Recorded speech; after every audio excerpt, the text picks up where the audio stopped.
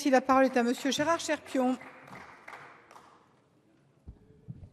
Oui, merci Madame la Présidente, Madame la Ministre, Madame la Présidente de la Commission des Affaires sociales, mes chers collègues.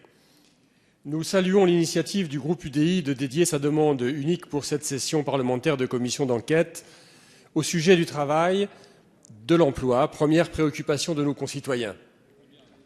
Le périmètre d'étude de la Commission est large et permettra d'aborder tous les sujets liés à la baisse du temps de travail, à son impact sociétal, social, économique et financier. Ce sujet est d'autant plus important que les lois visées ont été votées il y a plus de 15 ans et qu'il est nécessaire d'en mesurer le bilan précis et exact au moment où la France traverse une des crises économiques et sociales les plus graves de son histoire.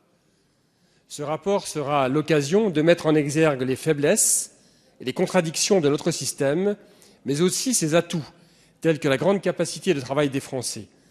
En effet, les Allemands passent certes 1h70 de plus par semaine au travail que les Français, selon Eurostat, conséquence directe de la loi des 35 heures.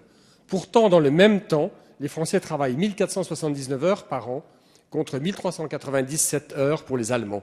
Cette différence s'explique notamment par le recours massif aux emplois à temps partiel en Allemagne. Par ailleurs, la productivité française se situe dans la moyenne des pays européens, même s'il a légèrement baissé en 2013. Malgré tous ces atouts indéniables en matière de travail et d'emploi, liés à la qualité de la main-d'œuvre française, nous sommes toujours loin des objectifs des taux d'emploi fixés par Lisbonne à 70%. Pourquoi ? Je le dis sans détour, nous pâtissons des dispositions législatives prises à une période de forte croissance qui sont un frein à la compétitivité de nos entreprises. C'est pour cette raison que de nombreuses lois sont intervenues sous les précédentes législatures pour compenser les erreurs des 35 heures, notamment les allègements Fillon, la TVA compétitivité ou encore la loi TEPA avec les exonérations de charges, en particulier la mesure de zéro charge pour toute embauche d'un salarié dans les petites entreprises, ainsi que la défiscalisation des heures supplémentaires.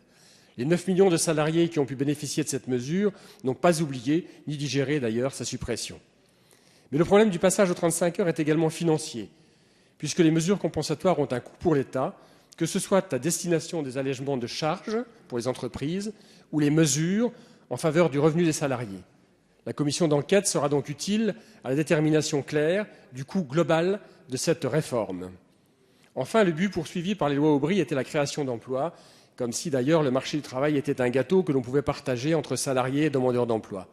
La réalité est tout autre. C'est le travail qui crée l'emploi. C'est le facteur de développement de l'entreprise, de l'épanouissement des salariés et donc de la richesse de la France. La Commission répondra à cette question cruciale, mais je souhaite qu'elle se penche également sur les lois adoptées depuis 2012 qui ont renforcé les difficultés structurelles de notre pays. Tout cela ne doit pas cacher la politique économique, sociale et fiscale contradictoire du gouvernement. Alors qu'il supprime la TVA compétitivité pour ensuite augmenter la TVA sans baisser les charges, supprime les heures supplémentaires défiscalisées, ce qui a eu pour conséquence une baisse du pouvoir d'achat, il propose un crédit d'impôt pour la compétitivité qui, selon la Cour des comptes, ne peut s'apparenter à une baisse du coût du travail. Ainsi, l'État compense partiellement la baisse du temps de travail à hauteur de 20 milliards d'euros et finance dans le même temps, indirectement, les entreprises pour 20 milliards d'euros également. C'est probablement l'une des raisons pour lesquelles aucun pays européen n'a souhaité suivre le système du temps de travail français.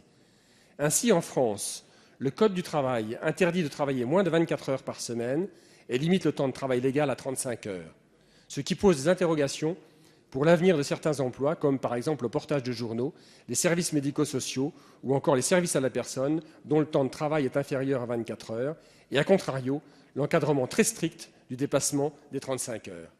Dans cette situation, le groupe UMP est bien sûr favorable à la création de cette commission d'enquête qui permettra de faire un bilan sérieux, fiable, de l'impact de la réduction du temps de travail. Elle devra également être force de proposition en matière d'emploi, première préoccupation des Français, et pour cela permettre de libérer les énergies des entreprises. Merci beaucoup.